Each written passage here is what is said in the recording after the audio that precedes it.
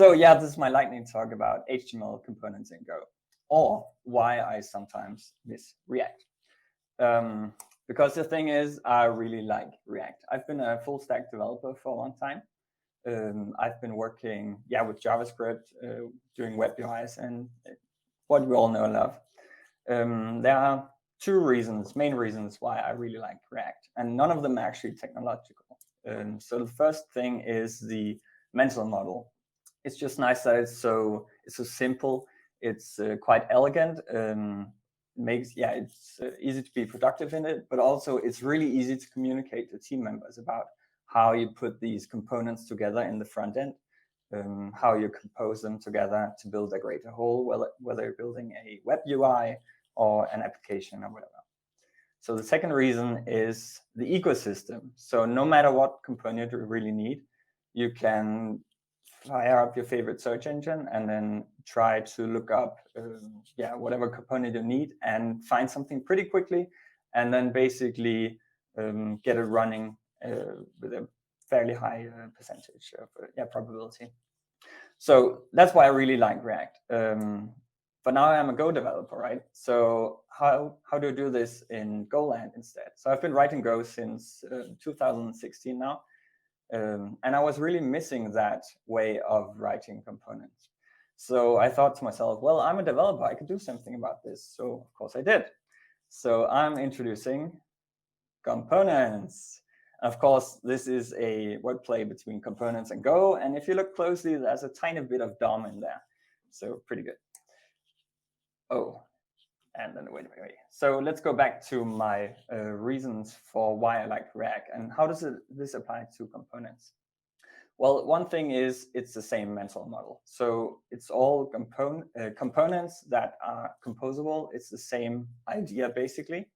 You can build these components together until you have a web UI that you're satisfied with. So, and the basic premise is that you have some data that you put in and you want some HTML out, right? So that's how we build our UIs. So in components, the components, they are just Go functions. And I'll get to that in a minute. But before that, a little disclaimer.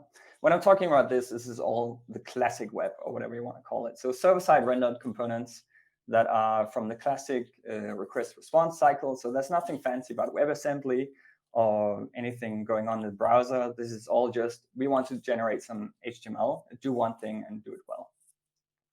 So with that said, let's have a look at some code. So we have our imports, of course. We import the package components.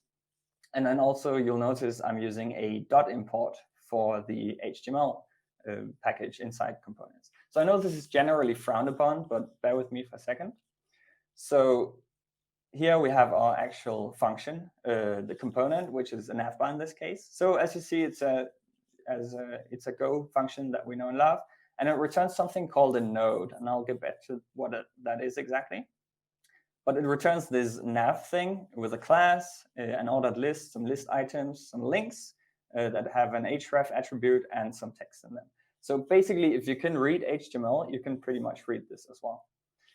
But this is only one component with some HTML components underneath. So how does this look when we refactor it?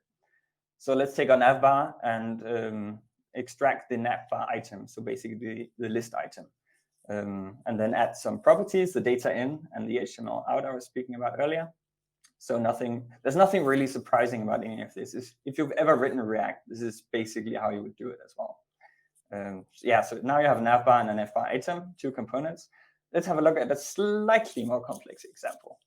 So we have some authentication going on, maybe. We have a logged in parameter that we pass to a navbar component, as well as a current path on where we are in our web app. So we can use the if function that's also provided by components, which is a really simple function that just takes an expression. And then if that expression is true, you basically return the component. And if not, you don't. So you get these nice inline declarative ways of describing components. Also, another helper is the classes helper, which is basically a map from CSS classes to, again, a Boolean expression. And if that's true, the class gets included. If not, it doesn't. So pretty simple like that. So how does this render to whoever is viewing it? Well, also, again, our basic HTTP handlers that we all know and love from the Go ecosystem. So in this case, we have a response writer, W. We have a home page component, and we call render on it, and then pass it that writer. And that's basically it. Of course, in this case, it returns an error, but as you remember, you should always just ignore errors. So this node interface I was speaking about earlier, what does it do? Well, it's really simple, like most good interfaces in Go. So it has one function in it. It's called render. It takes a writer and it returns an error. And that's basically it. So if you want to do a component, you have to implement this interface, and that's it. And of course, in components itself, as you saw, a lot of the HTML elements and attributes are already included for you, so you don't have to write them yourself. If there's anything there that's not included, then you can use some functions for that as well.